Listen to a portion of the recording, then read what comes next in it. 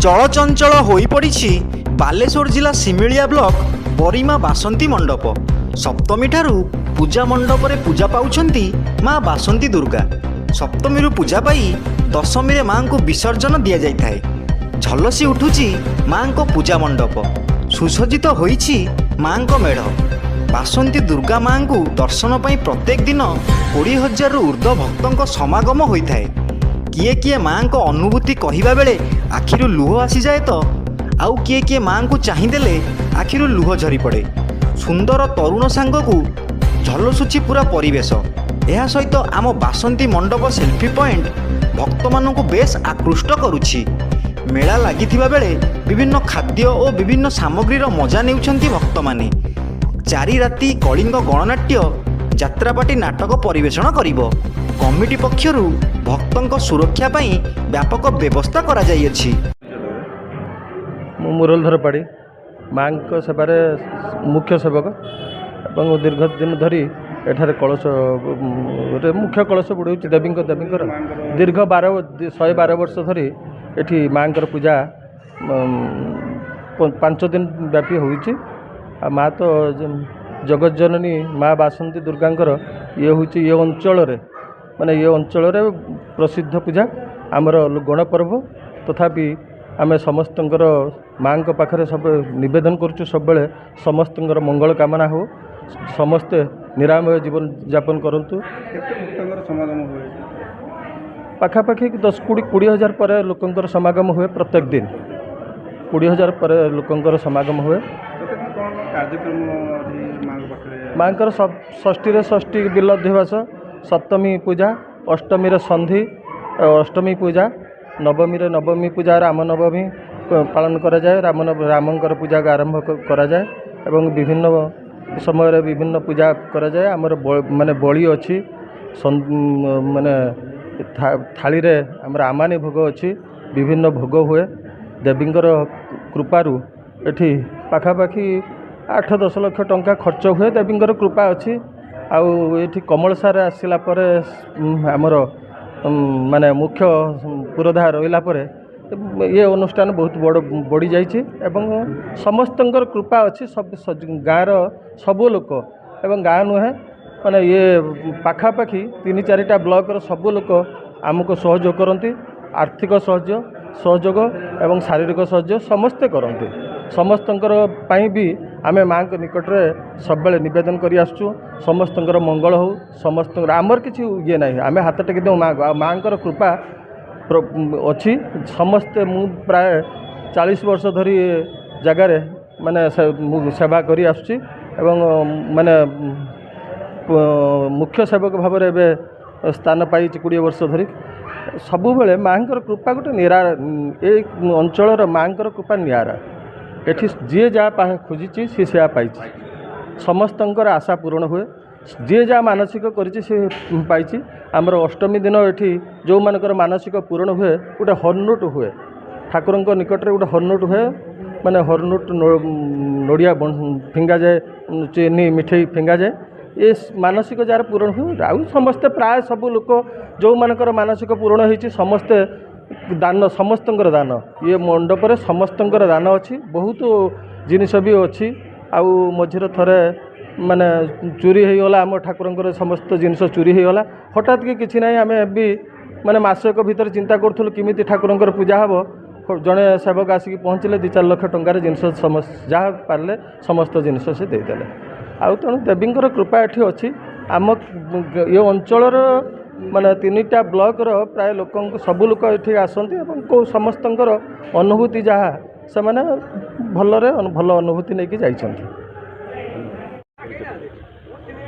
मु सार्वजनीन बासंती दुर्गा पूजा कमिटी बरी सुमलिया बालेश्वर सभापति। आज को प्राय 112 वर्ष तले भिकारी महांती द्वारा ये पूजाटी आरंभ होता।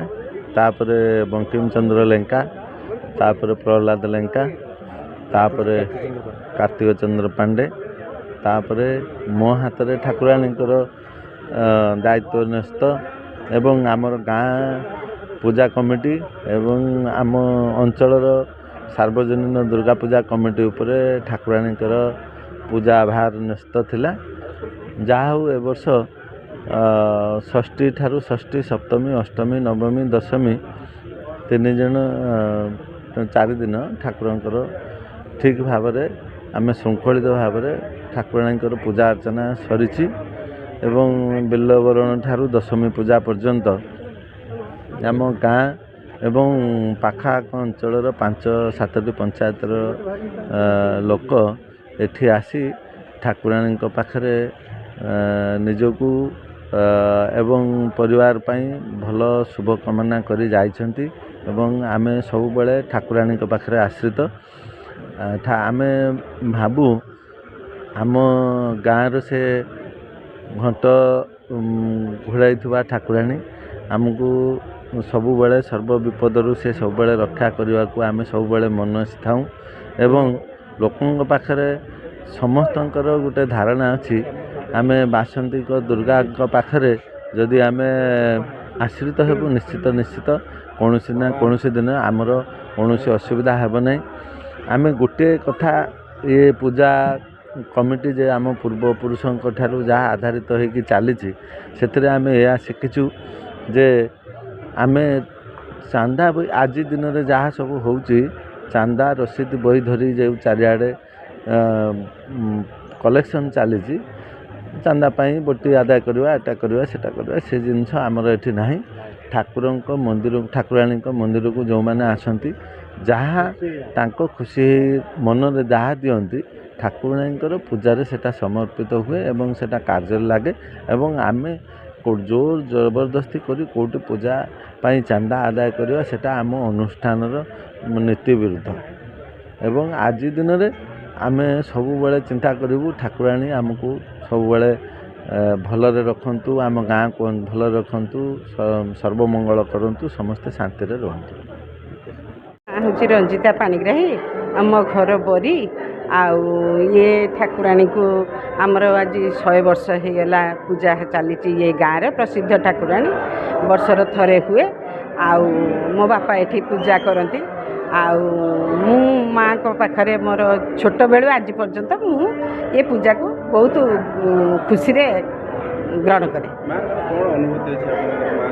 माँ को बहुत बहुत अनुभूति आम मैंने सब अंगे निभेचु माने प्रसिद्ध पूरा ठाकुराणी होती प्रसिद्ध ठाकुराणी आम छुआ बेले जिते बेले आमर आज वर्षा हो गला काली वर्षा हेनी आठ माँ लो माँ तू वर्षा कर ना आम सब यात्रा देखमु आम सब माँ को पूजा को उपभोग करमु आ से सब बेले आम माँ के पाखे ये करूँ माँ आम कथा डाक शुणती।